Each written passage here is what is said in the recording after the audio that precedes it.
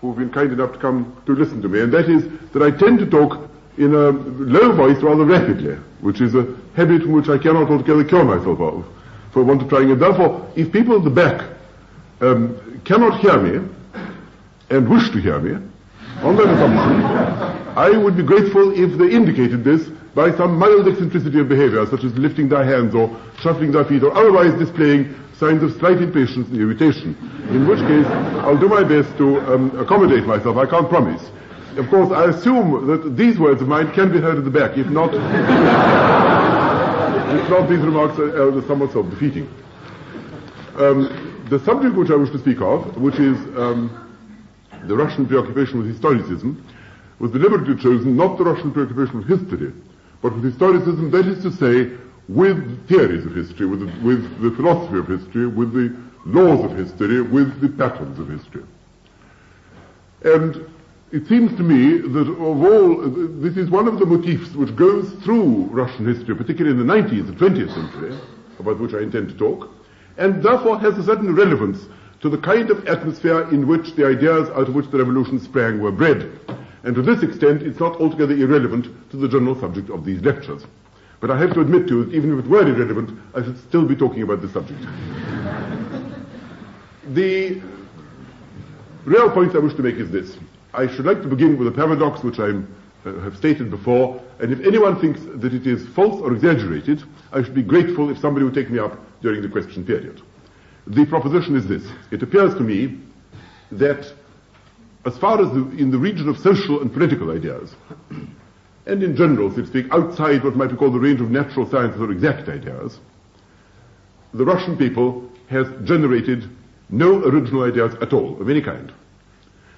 This is a startling statement in a way, but I know of no exception to it. You might say, perhaps, that the idea of the mir, or the idea of the, so to speak, the village commune, has a certain originality, but the Poles claim even that. Some might think that non-resistance to evil as preached by Tolstoy had a certain originality, but this, after all, was a Christian idea to which he gave new force and life, and which he would certainly not have claimed to have originated. What I think is typical of the Russians is that, at any rate in the period in which I speak, which is the beginning of the early 19th century, is that when ideas do come to them from other sources, let us say from the West, they genuinely look upon them with fresh eyes, undisturbed by any kind of intermediate media. They see these things face to face, so to speak, and not through spectacles of tradition or through spectacles of any kind of convention.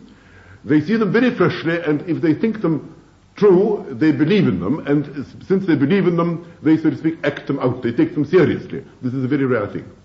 An idea which is taken seriously is transformed. And in their history, I think they transform ideas which come from the West, I don't say out of recognition, but give them flesh and give them a certain kind of concreteness which makes them dynamic and makes them new, and in this form they ricochet again to the West in a renewed and so to speak, in some sense, altered form. This, I think, is in some sense the cultural function, if you like, of the Russians in the 19th and early 20th century. If you say, ask yourself why this is, well, there are many explanations, and I can advance some of the more familiar of these, which I dare say will be familiar to you, and if they are truisms, I apologize. You must remember that there is no scholastic tradition, or very little, in Russian culture. Unlike the West, the Byzantine Church, which created the great, so to speak, which drew the great curtain of the great religious schism, which divided Russia and the Balkans from Western Europe, did not really contain a scholastic or intellectual tradition anything at all like the West. Consequently, there is in the Russian Church no tradition of logic, no tradition of learning, no tradition of elaborate scholarship, no tradition of sort of intellectual exertion. There is holiness, there is sanctity, there is dedication, there is mysticism, there is a great deal of holy living, but very little intellectual effort, with the result that there is no Reformation, there is no Renaissance to speak of. And because these things didn't occur, because there was no Renaissance, because there was no Reformation, there is the absence of what might be called the kind of glacis, the kind of incline of which you will find in Europe, particularly after the Reformation, where you have a kind of graduated scale. At the top, the most educated, the sharpest intellects, the most distinguished intellectual forces, and then by gradual descent you come down to the ignorant and the uninterested. But intermediately, there are all kinds of classes of persons in various stages of literacy. This, broadly speaking, was not the case with the Russians. At all periods, there never was more than a small elite at the top and a vast mass of ignorance, poverty, and lack of interest below. And in this respect, they do differ for various social historical causes, which I am not really competent to go into, from the West. That is one thing. There is no intellectual tradition, and therefore, so to speak, there is no general climate of what might be called ideas. Secondly, I think, of course, these facts are very familiar, and I apologize for even mentioning them. The great breach which Peter the Great made, which we know about, took the form, as you know, of sending young men into Europe. This was the biggest and in a way most successful effort at violent modernization made in modern history before Lenin, or perhaps before the Japanese. The young men went to France, they went to England, they went to Denmark, they went to Holland, they went to Germany, to various countries of the West, in order to acquire the arts and the sciences of the West and come back and apply them in this vast and barbarous land. The very fact that they learnt these languages, the very fact that they went through these arts, the very fact that they obtained, by a rapid process of forcing, a kind of injected into them the various arts and crafts of the West, with which they were not familiar in Russia, itself, in some sense, divided them off from the great mass of the people in Russia. And they became a kind of educated elite, cut off by the knowledge of foreign languages, cut off by the new habits which they acquired, cut off by their very education from the vast weltering mass of peasants over which they were set and which they were told to govern, to organize and to govern. And so you already get in the 18th century this curious phenomenon of alienation or cut-offness, in which you get a small group of persons, inspired by Western ideals, cut off from them almost to the degree to which the British governors were cut off from the Indian masses in the 18th and 19th centuries. Almost that. They hardly spoke the same common language with their peasants. They hardly spoke common language with the governed. And so you get, again, this vast gap between the small governing group and the vast mass of persons governed by them below. And this creates a very peculiar situation. You get a barbarous land with no real tradition. First, as Chaadaev was afterwards to say, wandering Slavic tribes, then acceptance of the heritage of an already ossified, already decaying Byzantium, then the fearful disaster of the Tatar invasions which shuts them off, shuts the whole thing for centuries, 2 centuries at least, then the gradual climb back into some kind of normal political existence, having none of the advantages of the slow and comparatively organic and healthy development of Western countries. And the schism added to that, which cut them off culturally, so to speak, from the West as well. You have this group of persons sitting on top of this vast nation, trying to govern it. You have an attempt to push them through various stages in a very rapid and sometimes very brutal fashion, which Peter initiates, which bogs down to some extent in the middle of the 18th century and loses its tempo. You have educated persons who read French, who read German, who read European languages, who imbibe the progressive ideas of the West, who read Montesquieu, who read Voltaire, who read Rousseau, who meditate applying this to Russian conditions, who realize that Russian conditions are recalcitrant, that it's impossible to apply these ideas in a country which is so unmanageable, this vast mass for which these ideas were not created and to which these ideas cannot be simply applied. And you get a double result. On the one hand, a kind of disillusioned cynicism on the part of people who know where the truth resides, are enlightened in their ideas, know that the average principles according to which their country is governed are reactionary and probably inefficient, accept the heritage of the West, but are disillusioned, unable to apply them to their own country, and fall into a kind of curious, cynical detachment. You have this curious phenomenon in the 18th century of the educated Russian nobleman who reads Voltaire and Montesquieu and Helvetius and Holbach and in some sense believes them. He does it, on the one hand he does that, on the other hand he whips, he serfs, and lives a perfectly brutal feudal life on the other. And these two things in some way conflict. Either that, or you get the few idealists who try and alter matters and are punished for it. Where the parents are cynical and disillusioned, the sons are filled with guilt. This is an invariable phenomenon. Where the parents are in some sense insincere or broken, the sons do not grow up in a straightforward fashion. And this, I think, is on the whole true of the generation, of the younger generation, of the more enlightened and morally more sensitive persons who grow up, who are born, roughly speaking, in the 1770s and grow to manhood in the 1790s and a little after. You then have, of course, the great phenomenon of the Napoleonic Wars, which suddenly thrusts Russia into Europe. This vast giant suddenly appears, at once despised and feared by Europe, regarded as barbarous, regarded as, in a certain sense, as dangerous, at the same time bowed to, at the same time vast and powerful, the biggest army at that time in the world, so to speak, and a curious combination of a feared, despised nation filled with a vast inferiority complex versus the West, at the same time with a kind of wounded pride against Western slurs, the snubs, and the obvious contempt and obvious distrust which the West feels for it. And this is a very complex condition to be in. The Russian officers make their famous promenade to Paris in 1814-15. They come back imbued with comparatively civilized and liberal ideas. They are the very conditions of army life brings them into closer contact with our peasant brothers, about whom perhaps most of them had not given any thought thought before. This creates a sense of, at once, solidarity with the Russian people, which is part of the general patriotic afflatus of a patriotic and defensive war. And the actual physical proximity with these peasants from whom they were by social conditions kept apart earlier, it creates at once solidarity and a fearful guilt. A fearful guilt about the vast gap which obviously reigns between them, socially, personally, morally, between them and the unfortunate, ignorant, suffering, squalid masses over whom they are set. And this is, I think, where the seeds of that famous guilt, of those famous repentant noblemen, about whom Russian novelists in the 19th century write, really begins. This, I think, is roughly speaking the introduction. This is the brief introduction to the general, what might be called moral and intellectual condition of the educated Russian classes at the outset of the 19th century. You must understand that the position is one in which, you see, in civilized countries, in France, let's say, in Paris, ideas are knocked up against each other. There are a great many theories knocking about at the same time.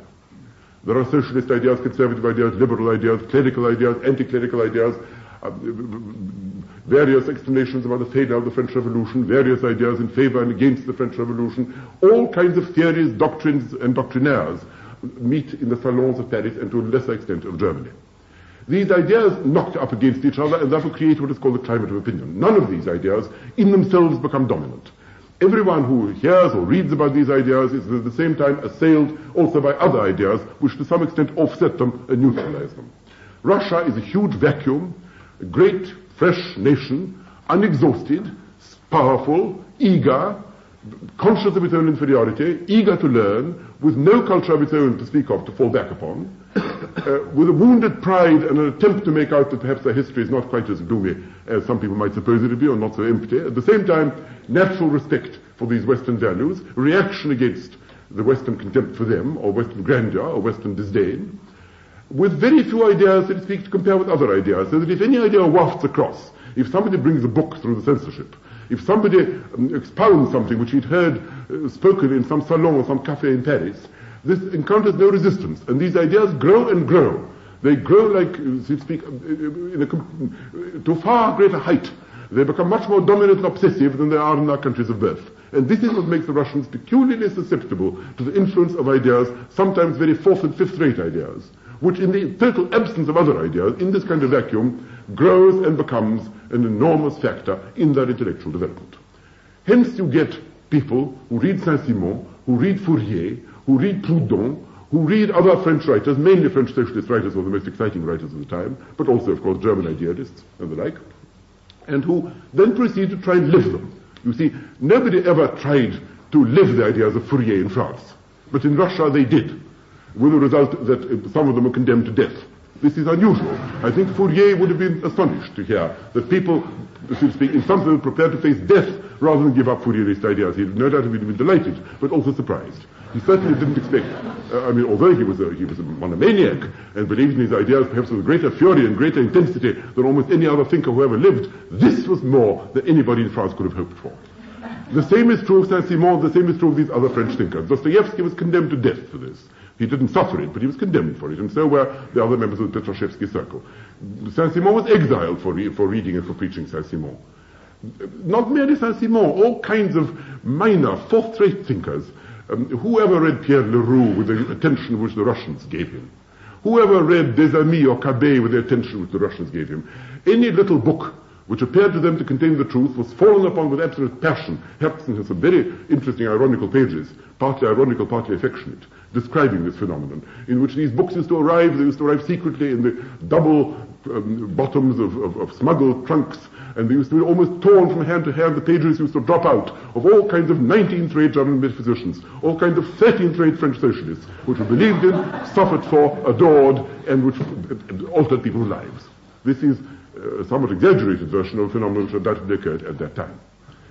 Now, there's one more thing I must say, and that is the impact of the Romantic movement upon the Russians in this period. Now, I must apologize to you, I can't compress the contents of the Romantic movement in 2 or 3 minutes, as I now propose to do. The only point I wish to extract from this vast welter of ideas is this. Certainly, towards the end of the 18th century, there arose in Germany a general movement of ideas, according to which each nation, each group of human beings, each association of human beings was bound to each other not by mere ties of utility, not by mere ties of self-interest, but by some so-called organic connection, whereby people belonged to each other, and in virtue of that were called one nation, or in virtue of that were called one culture, or in virtue of that were called one church. Some stress the links of language, some stress the links of soil, some stress the links of common heritage or common tradition, but the general idea which is so familiar to us now, of what might be called belonging to a group, was something which was largely invented by German thinkers, particularly Herder, towards the end of the 18th century. Whenever a nation or a group of human beings finds itself in some inferior condition versus some other group of human beings, perhaps whenever is too strong a generalization, at any rate frequently when this occurs, there is a tendency on the part of the group which feels inferior, which hasn't got the resources or the success or the reputation or the hopes and prospects of a more successful group, the inferior group, the less happy group, tends to ask itself what its prospects are, whether perhaps it hasn't got something with which it can, as it were, offer, or with which it can oppose the claims of the dominant group. The French are obviously the great dominant culture of the European continent of the 18th century, and the humiliated Germans thereupon have inevitably to invent something of their own in order to preserve any degree of pride, any degree of dignity at all. And so you get this notion that the French are superficial, the French may have all the success in the world, the French may dominate politically, they may dominate financially, they may dominate culturally, they may be the lawgivers of literature and of the arts, but they are simply cold, superficial, atomized society, the last relics of a collapsing Roman regime, Roman culture, on the way out. We, the Germans, may not have all these advantages. We may not be rich, our poetry may be inferior, our literature may not be as famous or as important, our financial and political arrangements may be obviously be far inferior to the great centralized state of the French, but we possess certain merits which these people haven't got. We possess inner life, we possess depth, we possess seriousness, we possess a religious outlook, we understand what life is about, we live closer to God, we're altogether more human as human beings than these dried out mummies in the French salons, these abbés with their epigrams, these dancing masters with their polished but hollow phrases. This is, roughly speaking, what might be called gallophobia, which you will find among the great many German authors, roughly speaking, in the 1770s. Roughly speaking, the same phenomenon occurs among the Russians too. The Germans pride themselves on the fact that whatever may have happened, they at least did not have a destructive French Revolution. And they didn't have this revolution because they possessed profounder natures and because they understood what human nature was, what human life was better than these hollow Jacobins who believed that political reform and a few ringing phrases borrowed from the works of Rousseau and other revolutionary authors were sufficient to transform mankind. The Russians argued that if the Germans could say that they were superior in avoiding the revolution, the Russians had an even greater claim to such superiority. There's no doubt that whatever tremors might have shaken the German framework during the period of the French Revolution, nothing occurred in Russia at all. It slept profound sleep, and therefore if that was in some sense a guarantee of a deeper nature or a more solid attitude to life, the Russians could take pride in that. It's in a sense a very sublime form of sour grapes, in which you say, what they have we don't want. We possess something of our own which is far superior to all these vaunted advantages of the others. And this is a very natural reaction on the part of what might be called persons at some disadvantage. All emergent nations tend to believe this sooner or later. This is a phenomenon with which we are very familiar in the 20th century. Perhaps people were not quite so familiar with it around about 1780 or 1820. That is when the first, so to speak, emergent nations began to be observed as emergent nations, when they began to feel themselves in this particular frame of mind. And the Russians were tremendous candidates for this position.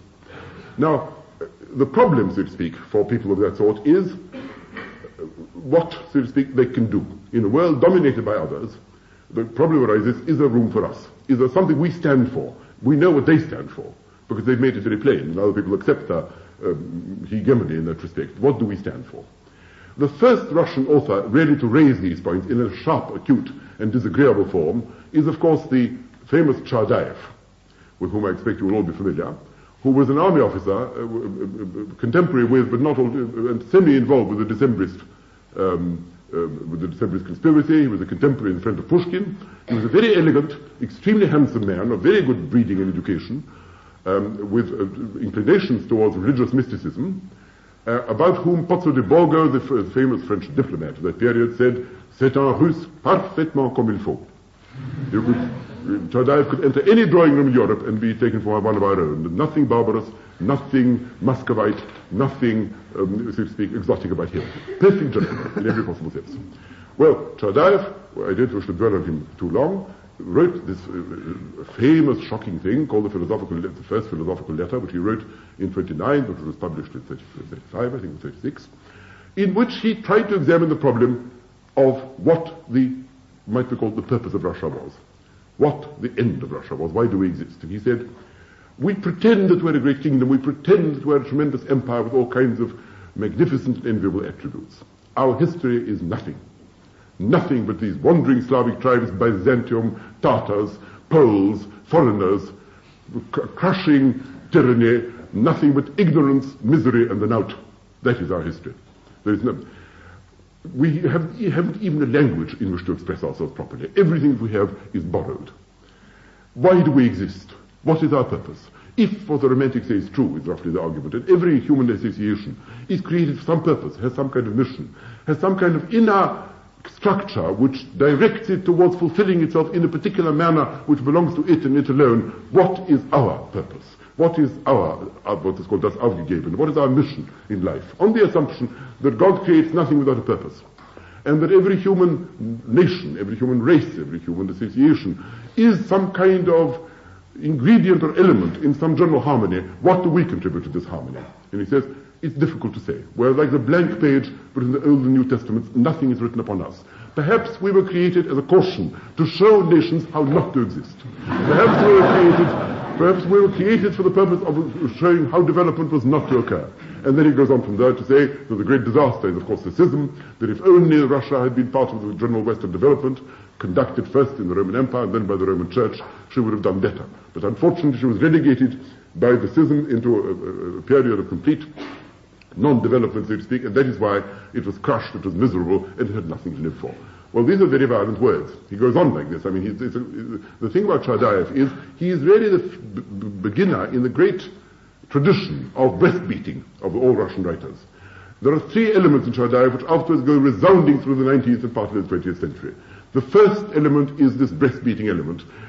We are miserable. What is our purpose? Perhaps it's none. Should we exist? Would it not be better if we had never been? What is our purpose? It's difficult to discover. Perhaps we're nothing. Perhaps we're detestable. Perhaps they're right to hate us. Perhaps there is something wrong with us, and so on. The second element, which is closely allied with it, is a kind of narcissism, in which the main preoccupation of the Russians is Russia. The main preoccupation of all Russian writing is, what are we for? Why are we here? What is our character and what is our destiny? This becomes an absolutely obsessive element. For example, among the great Russian novelists. If you read the novels even of so Western a writer as Turgenev, and certainly if you read the novels of Dostoevsky, and certainly if you read the novels of almost anyone else writing in Russia in the 19th century, both poet and prose writer, but particularly the prose writers, you will find that the obsessive question is always, the destinies of Russia, the famous accursed questions. Should we or shouldn't we? Should one act like, should one join the West, or should one, on the contrary, delve into our own inner resources and follow some unique line of Slav development which is vastly superior to the rotten West? Or, on the contrary, should life be lived in sort of manorial houses of the squirearchy on the backs of the suffering peasants, or should something be done, should there some kind of reform be instituted, or even a revolution which makes men equal? Should personal relations be preferred to dedication to public life, or on the contrary, should personal relations be pushed aside so long as hideous public problems, poverty, squalor, injustice, iniquity of every kind faces us, and so on? The Russian novels, even as I say the most apparently Western, Turgenev-like novels, are absolutely chock-a-block with contemporary Russian problems. The only subject in which the Russians take a true interest in the 19th century is Russia and the fate of Russia. Sometimes, when there are men of universal genius like Tolstoy and like Dostoevsky, this has vast implications for humanity at large, and therefore the readers don't altogether notice. But if you read it carefully, you will see that self-preoccupation is an absolute obsessive element in Russian writing to a far greater degree than in any other literature in the world, both for better and for worse. Chaadaev posed these questions. As I say, the breastbeating begins there, the self-preoccupation begins there, and, of course, also the attempt to answer it, because in his, after this famous tirade was published, denouncing the Russian past, denouncing the Russian present, and predicting no kind of future, he was declared officially mad by the government.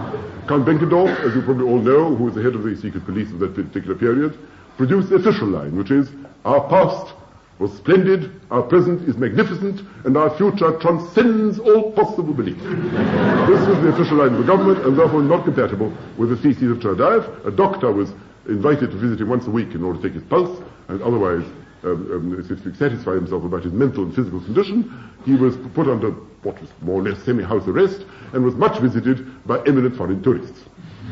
You see, well, I leave Chaadaev there. It's a very fascinating, interesting life in many ways. He said a number of other interesting things, but I think they're not to the point here. But in this rather low condition, condemned by public opinion, and regarded in some sense as a kind of madman and a traitor, he produced a second work in which he said, perhaps our barbarism has something to be said for it after all.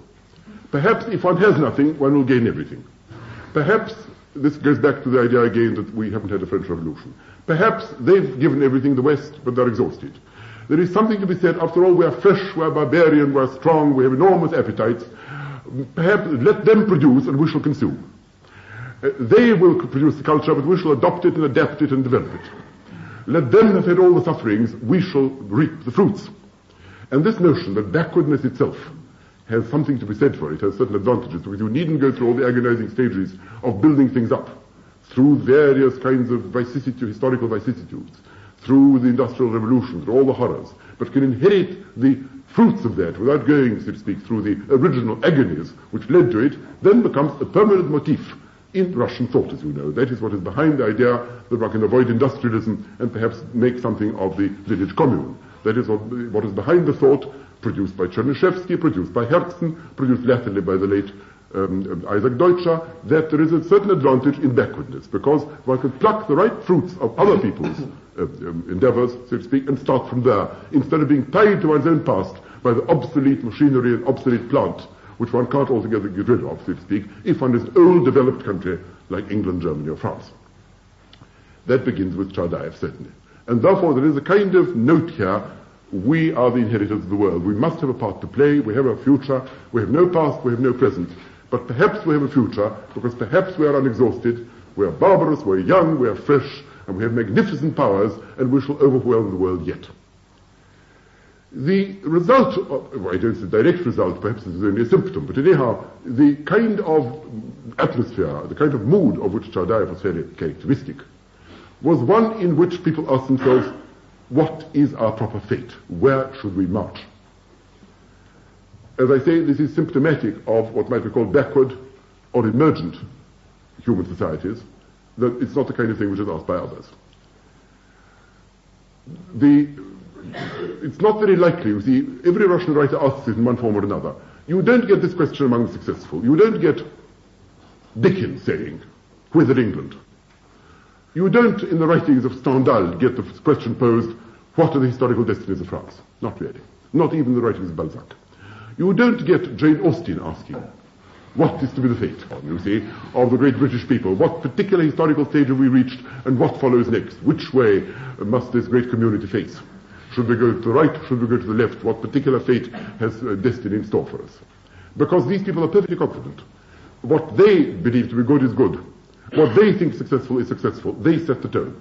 It's the others who imitate and who try and pull themselves along, who are naturally faced by the question, shall we imitate? Shall we not? Shall we be what Chaadaev called us, miserable apes, imitating fourth-rate French literature and producing ninth-rate Russian imitations of it? Or should we, in the contrary, try and generate something original of our own? And how are we to do this? And what are we to go back to? And what is there in our history to help us, and so on? This is the question which obsesses everyone. And the kind of answers which the Russians give are tied and intimately tied to some kind of view that there must be some kind of framework. There must be some kind of theodicy. There must be some kind of design in history, some kind of pattern in history, in which the great country Russia, my country, the great country, so to speak, in which I, Herzen, or I, Chernyshevsky, or I, Belinsky, speak, must in some way be connected. We must have some part to play, because it's the proposition that we have no part to play, that perhaps we're really, as Hegel supposed, an unhistorical nation. Slavs are destined to make no particular contribution to the great human treasury. This is unfaceable. It's too grim to face. It's too disagreeable to contemplate that. And so you get an attempt in the condition, in a country in which religion has decayed and never, as I say, had an intellectual tradition in any case, and in which the church in any case was, culturally speaking, a somewhat despised institution, whatever part it may have played politically. You get in a country of this sort a desperate effort to create a kind of ersatz metaphysics, or ersatz religion, or ersatz theodicy, in which you find some kind of guarantee, some kind of promise that if we behave in this fashion, we too will make our word heard. We too will be great. We too will fulfill our natures in some splendid and satisfying fashion. And this becomes the prevalent note throughout the 19th century. When, for example, Herzen begins to write his essays on so to speak, roughly speaking, on the social conditions of Russia, or what we ought to do and what we ought not to do, when his, so to speak, conscience begins to speak, and he begins to denounce the fearful, iniquitous, squalid, and despotic world in which he lives, the tendency is always to ask historical questions, always to say, has history a libretto? Perhaps it has no libretto. If history has no libretto, what are we to do? Do we invent our own values, or do we find them laid in history? Is there some pattern to which we can attach ourselves? Or on the contrary, is there no pattern? And upon this, a great deal depends, because if we think there is a pattern, then there is a certain sense in stimulating a certain kind of revolutionary movement. There is a certain sense in trying to sacrifice one's life to it. But if you can satisfy yourself metaphysically that there is no pattern, that everything which happens as a result of arbitrary human will, then perhaps some other course of action follows. Belinsky, who is an extremely characteristic example of a tormented Russian proto-intellectual, so to speak, somewhere in the 1830s, 1840s, really does attempt to live through the doctrines of the Germans which he reads. First he lives through Fichte, and then he lives through Hegel. And then he rejects Hegel because the theodicy of Hegel is too brutal and too disagreeable, because it justifies too much shedding of blood, too much torture inflicted by one set of human beings on another. He thinks it's too immoral a picture. If this is how history, what the pattern of history is, then we needn't follow history. Then he becomes reconciled to it, not to the Hegelian picture, but some other picture, and says, yes, perhaps there is a pattern in history. Perhaps industrialism is the thing. Perhaps we ought to become bourgeois. Perhaps we ought to adjust ourselves to Western conditions. Perhaps we ought to reject our peasant past. Perhaps we ought not to listen to what the Slavophiles say. The Slavophiles, on the other hand, produce another pattern, which goes back to Byzantium, which goes back to the Russian roots, which goes back to some kind of Slav Christianity, which condemns Europe for being divided on the one hand into the decaying forms of frightful Catholic hierarchy, the dead hand of Rome now decayed, a fearful dead pyramid of authority which no longer has any meaning on the one hand, and on the other hand, the atomized, disintegrating, utilitarian, dry, completely spiritless Protestantism of the other part of Europe. Only in Russia has primitive Christianity been preserved, which neither crushes people by huge weight of legal and political despotism of the Roman hierarchy, nor by the disintegrating and atomizing laissez-faire individualism of the sadly spiritless and spiritually dry Protestant countries and so on. But all these people are not talking in the void. This is not idle discussion in the salons. This is not just idle theories. These people really try to live their theories. Their lives were governed by it, and their political action, the causes to which they sacrificed their lives, the risks which they took politically, the prisons to which they went, the particular, so to speak, parties which they tried to form, the defiance which they hurled at the government, were literally founded upon a perception of some kind of historical pattern, because they wanted something to prop them up. If it was only me and my conscience, if it was only something which I've thought of myself, this was too dubious, it was not firm enough. They needed some kind of guarantee that there really was an order in the external world, in terms of which it was possible to say that if we behave in this and that fashion, there will be a holiday in our street yet, as Chernyshevsky said. In Bedinsky's case, it's extremely evident, so to speak. Chernyshevsky, too, always argues historically. I mean, Chernyshevsky adopts this view of Chaadaev's about the fact that perhaps the Russians can profit by the industrial achievements of the West without going through the torments. Perhaps there is some route round the horrors of the Industrial Revolution towards socialism, which the Russians alone can adopt. We must learn by the lessons of 1848. We must understand that liberalism is not the way. We must understand that parliamentarism is not the method. We must understand that the real pattern of history is not this, but something else. And then he draws up a kind of pattern of history which he thinks true, and to which he is prepared to sacrifice his life, to which he is prepared to send people to the death, for which he is ultimately exiled to Siberia, and to which he loses his life. These people are genuine martyrs and heroes, and they are martyrs and heroes to their historical perception, so to speak, of what the universe is like. An extremely vivid case of this is furnished, so to speak, by the kind of arguments which they had. I've already mentioned the Petrashevsky group, who believed in Fourier. This was not a particularly historical belief, but a little later than that, for example, you will find not only in the arguments in the Slavophiles and the Westerners, and the arguments in the Slavophiles and the Westerners are not arguments of an ordinary Western type, namely, what is it best to do? Is it better to industrialize, or is it better to remain rural? Is it more healthy to do one or more healthy to do the other? The argument always acquires a historical form. What are we descended from? What is our nature? To which path of history do we belong? What, so to speak, will develop us along the natural grooves of our historical formation in the most frictionless manner, so to speak? When Western statesmen ask themselves questions, they don't ask themselves questions in this form. If John Stuart Mill asked himself a question about what was best done, he simply put the question in the ordinary moral fashion. What will make people happier? Or what will be more just? Or what will be more efficient?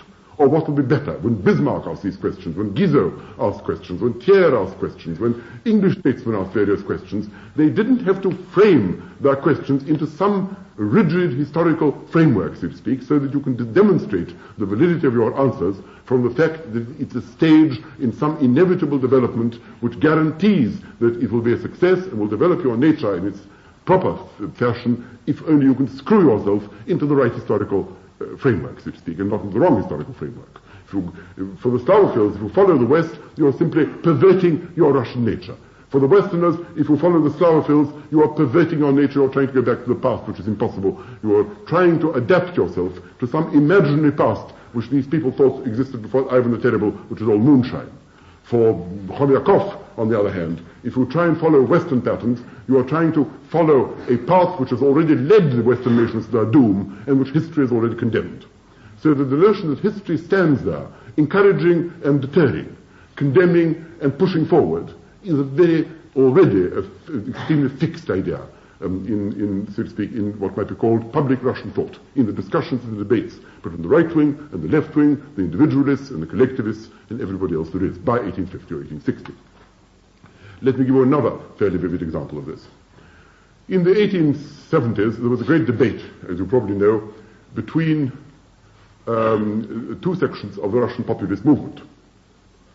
But on the one hand, between the Jacobins, led by people like Tkachov, who believed in elites of professional revolutionaries, and on the other hand, Lavrov and his followers, who believed in a slower process of evolution and education.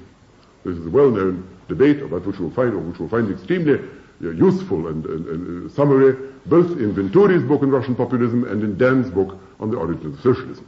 Extremely good accounts of this interesting debate, which was very fateful for Russian history on the whole in its results. Now, the argument takes historical forms. You see, Tkachov says, conditions are intolerable. No country is more enslaved, oppressed, and disgusting in every possible way than our great homeland. This can only be remedied by a small group of dedicated professional revolutionaries who do things for the people, not with the people. The peasants are stupid, reactionary, and malevolent. And anybody who ties himself to the peasants goes to his doom. We wish to save the peasants, but of course always against their will. If you listen to what these people say, you will collapse. No body of men is more degraded or, in some sense, more ignorant or more stupid than the vast body of peasants whom we are intending to save. You mustn't listen to what they want. You mustn't listen to what they say. What you must do is save them, if need be, against their will, if need be, by violence. This is the Jacobin, so-called neo-Jacobin doctrine of Tkachov, who is, in some sense, a disciple of Blanqui, and I suppose before him of Buonarroti and Babeuf. Against this, and therefore the program is, form a small revolutionary elite, arm them, and create a coup d'etat. If need be, slaughter. If need be, crush and destroy. And if need be, create a dictatorship which will repel all efforts to overthrow it, if need be for a long time. Against this, Lavrov argues that this isn't right. That although, if this is done, the peasants won't like it, which both sides recognized. As they won't like it, they will attempt to resist it. In the attempt to break their will, even for their own benefit, you will obviously create instruments of repression. These instruments of repression will brutalize you and militarize you, the elite, the revolutionary elite, and by brutalizing you and militarizing you, they will change your ideas, and instead of becoming liberators, you will in fact become oppressors. And in the effort to liberate the people, you will fix a yoke upon their necks, which will perhaps even be harsher than the one we've just struck off. Fateful words. To which Lavrov replies, you must look at history. Tkachov replies, you must look at history. There is no other way. All successful revolutions are made by small bodies of desperate professionals, and not by so-called huge popular movements which really never quite occur. Lavrov replies, yes, of course, this is true. There are the Puritans in the 17th century, the Jacobins in the 18th, but then what happened? These were followed by all kinds of fearful collapses, or and certainly in the case of France, by directoire, degeneration, the bourgeois republic, everything we hate. To which Tkachov in turn says, yes, but if you wait, if you try and educate, if you try and make the people democratic, if you try and make the masses of workers capable of understanding what liberation it is that they need, and which we bring to them in a sort of semi-Marxist fashion, which Lavrov preached, then you will find that the state, as so often in the past, the analogies are always historical, as so often in the past, will simply buy off your revolutionary intelligentsia. Where do we get our best cadre from? We get them from engineers, doctors, agrarian experts, students, the frustrated intelligentsia of the towns. If the Russian monarchy has the least degree of wisdom, they will simply offer the doctors practices, they will offer the scientists laboratories, they will offer the agricultural experts land to develop, they will make conditions perfectly peaceful for them, and in this way they'll drain off their revolutionary zeal. These people will be bought off by the state, and you will lose the only revolutionaries who could help you to upset the system. This is what the French have done. This is what has led to the detestable French Republic. Observe what happened in the 18th century, observe what happened in the 19th, and you will see this is not the path. And so the argument proceeded. In fact, Tkachov needn't have worried. The Tsarist regime didn't display even that minimum of intelligence of which he was afraid. And therefore, exactly what he hoped for, in fact, happened. But the point is, the argument always takes historical forms, and they always ask themselves, what stage have we reached? Are we now like the Puritans of the 17th century? Is this 1789? Is this 1793? Is this Thermidor? Is this 1815? Is this 1848? Where are we? What stage have we reached? As if there really is some kind of calendar. As if there really is some kind of objective order of development and the great things to discover on what particular step of this particular ladder you are in order to take the next step and not make some awful mistake and fall off the ladder altogether, which can happen. Or at any rate, which can retard your progress. That is why, you see, if you conceive of the Russians as in some way obsessed by constant historical analogies, which to them are a kind of theodicy, which to them are a kind of metaphysical framework which guarantees the next step. So that if you learn where you are on the map, you can then and only then take the next step, and the map is a rationally intelligible map, some kind of symmetrical map, which really does not merely indicate how the past has gone, but gives a certain principles for the future too. If you see that, then you will see upon what very fertile soil Marxism fell when it finally came to Russia. It was the country of all countries, paradoxically enough, which was readiest to receive this particular doctrine. And of course, the intellectuals who received it with colossal enthusiasm. And you once again have this phenomenon of arguments always in terms of some kind of historical framework. Plekhanov, who I suppose is the most influential of all Russian Marxists, begins always by considering what stage have we reached. Given that Marx is right, and that in a certain order of events, first we have feudalism, then we have the collapse of feudalism, we have the early development of capitalism, then we have later developments of capitalism, we have generational proletariat, and so on. Where are we? Have we reached what might be called late 17th century England? Have we reached early 18th century France, or are we somewhere behind or in front of these? And the argument proceeds exactly on those lines. The populists are wrong because the populists don't understand that in the historical development of Russia, this inevitable stage must be passed. We must generate a proletariat, otherwise we cannot have what is called a modern revolution. We cannot have socialism because Marx understands the laws of history, and these are the unbreakable laws of history. You will see how vivid this is when you consider, for example, this famous letter, which you know about, which one of the Russian populists addressed to Marx in the early 80s, or late 70s, I can't remember, 79 or 80 or so, in which Vera Zasulich asks Marx whether perhaps it is possible, in his opinion, for the Russians to avoid the horrors of industrialism and a huge exploited proletariat, whether there might not be a direct path from the village commune directly into some kind of socialism, avoiding the awful corridor of industrialization and exploitation of the Western type. To which, of course, Marx, naturally enough, answers at first, rather impatiently at first, really, what are you asking for? You are asking me to exempt you from the laws of history. Very sorry, I can't do that. I can't do that. So like Skobo says, I can't. You can't leap over these stages. I mean, this is not, this can't be arranged. I mean, in effect, I mean, what in fact he's implying is either his theory is serious or it's not. If his theory of history is serious, he can't arrange for special exceptions from inexorable historical laws. Nevertheless, you must understand that at that particular period, only Europe was in a condition of, certainly was not in a condition of any kind of revolutionary upheaval. There was not much revolutionary activity going on in the late 70s in Europe, certainly after the Commune and so on, everything subsided. The only persons who were doing anything at all were Russian terrorists who actually were killing governors, meditating killing an emperor, which they finally succeeded in doing. And Marx was always predisposed towards effective men of action. These Russians came, and although they weren't exactly Marxists, they were heroic, they were dedicated, and they adored Marx. And in the end, the old man somewhat softened. And he wrote them a letter in which he said, well, there are, of course, what I really wrote in Capital about these matters is really meant to apply to the West. I wasn't really thinking of Eastern Europe at all. But if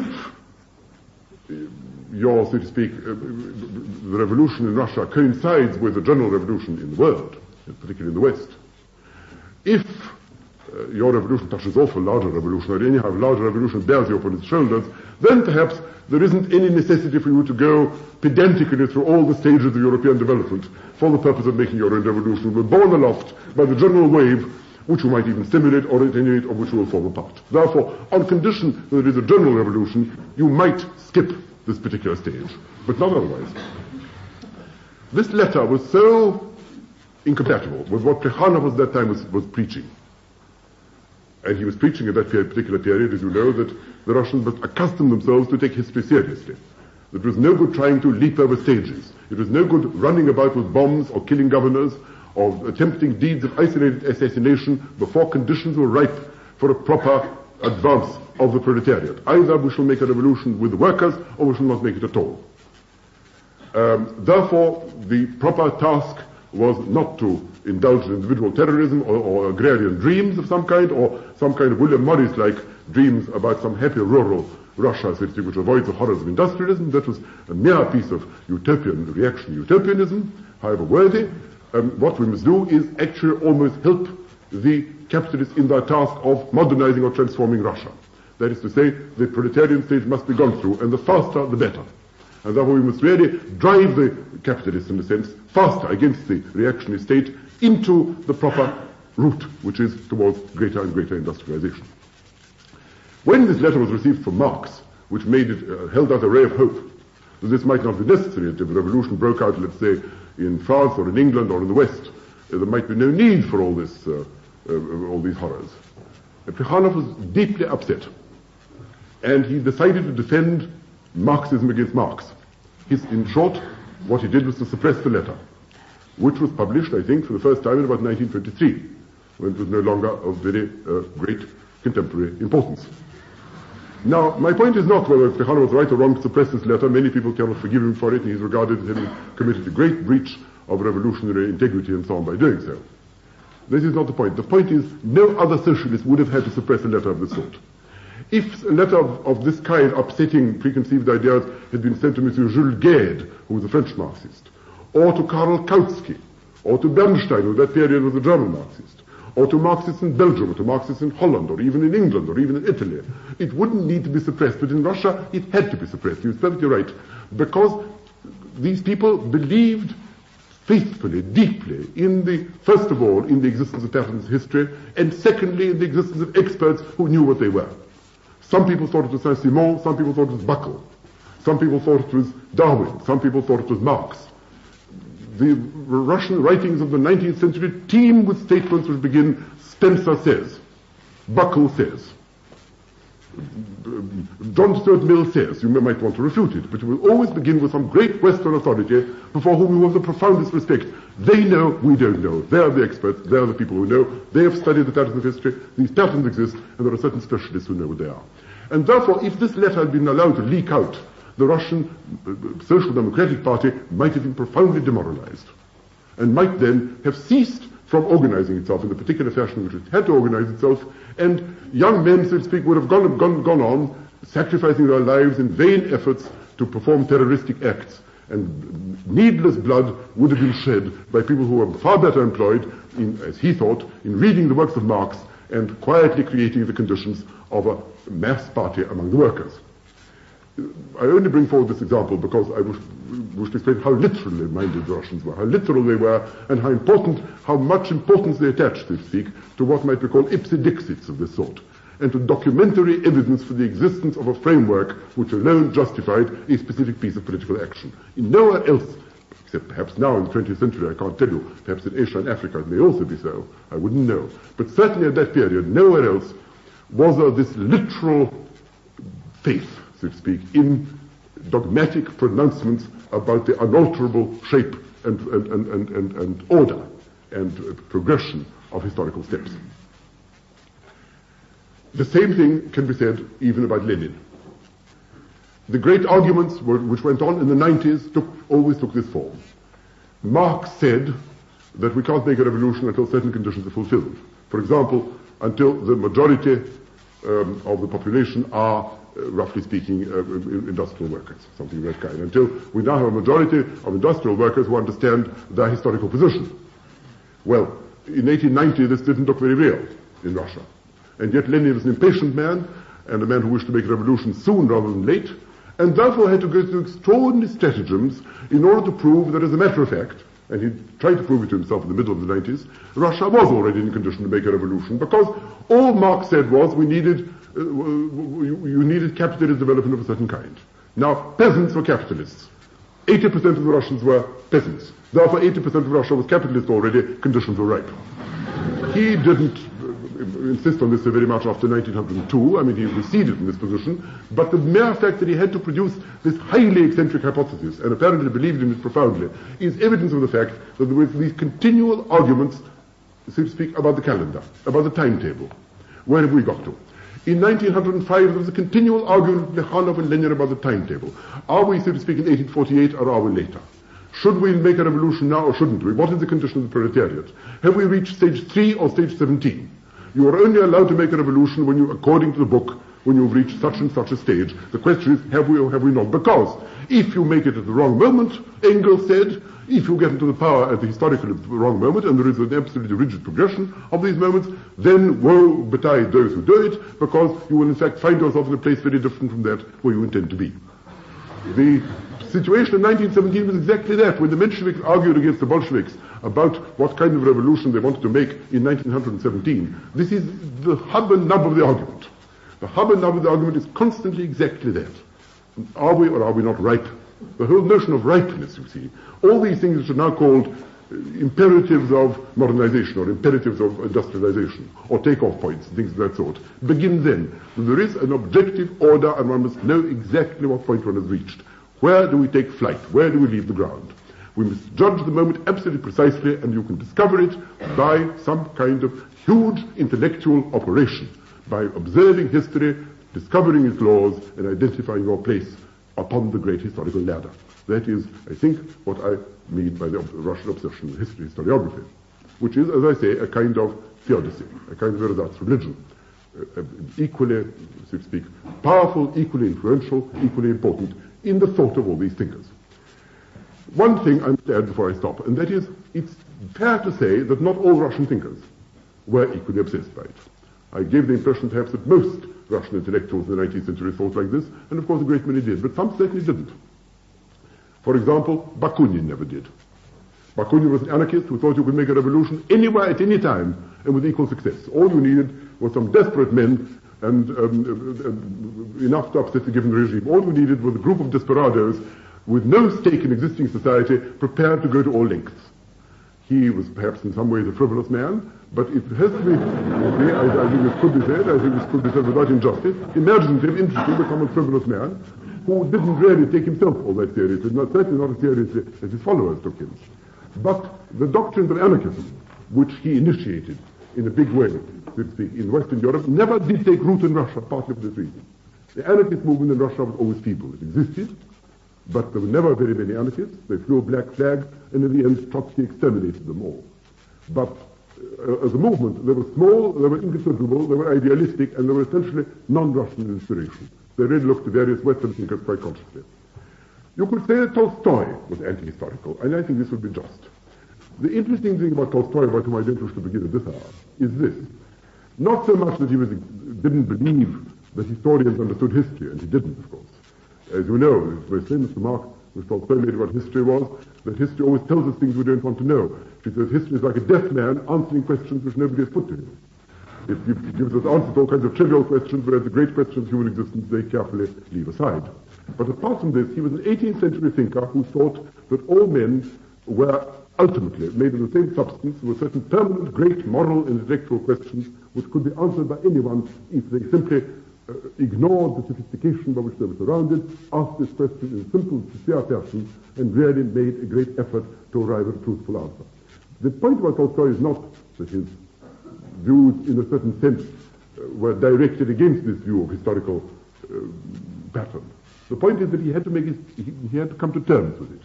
No other great novelist needs to add to his novel, whether historical or otherwise, a huge excursus, making quite plain what his attitude is towards history, sociology, metaphysics, determinism, freedom of the will, and so on. In 1890s, let me give you another example, the early Russian Marxist Peter Struve, who was at that period Lenin's friend and a great inspirer of Russian Marxism, was terribly worried about the problem of free will. Now, free will is, of course, a problem which has worried thinkers from the days of Epicurus onwards, perhaps, you see, and or preoccupied the thoughts of many philosophers and many common men. But in the case of Struve, the problem arose, if history is determined, why need I sacrifice my life and, so to speak, and take the risk of being shot, hanged, or taken to Siberia? If everything is going to be inevitably all right anyway, if history moves in my direction, perhaps it will take a little longer. Why should heroic young men have to suffer the most terrible risks and face the most appalling dangers?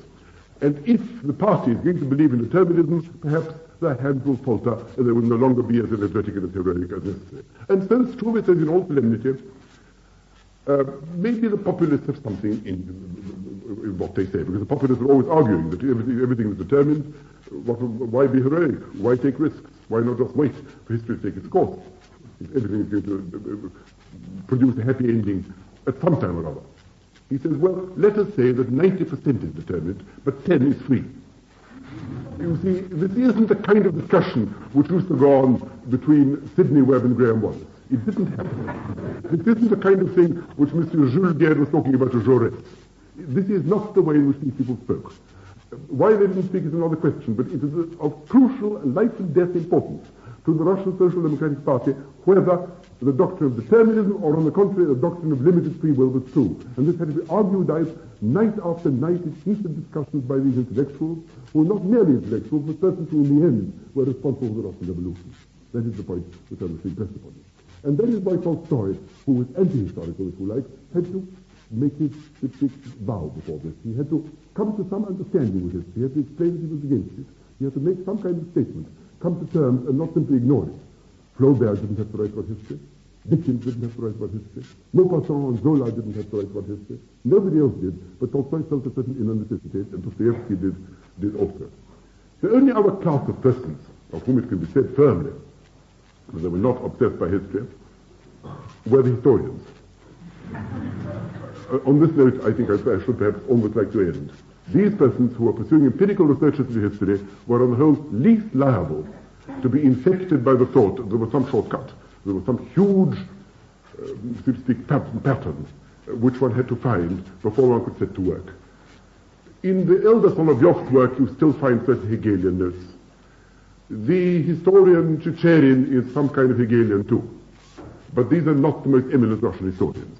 The great Khrushchevsky, the historians like Platonov and Kareyev, and all the non-Marxist historians of the 20th century are exactly like the Western brothers. They simply write history as they find it, with whatever categories, whatever concepts appear to them to be the most useful in, so to speak, describing and accounting for events. They are the class of persons least affected by this metaphysical obsession. But politically speaking, and socially speaking, the persons upon whom the destinies of Russia turned out to rest, that is to say, the socialists of the right and the socialists of the left, the socialist revolutionaries and the cadets, all argued in terms of this framework to a degree, with an intensity, with a fanaticism, with a devotion, which is totally different, it seems to me, from any similar discussions in the West. Something of the sort happened in Germany in the 1840s, 1850s, but nothing as profound as this.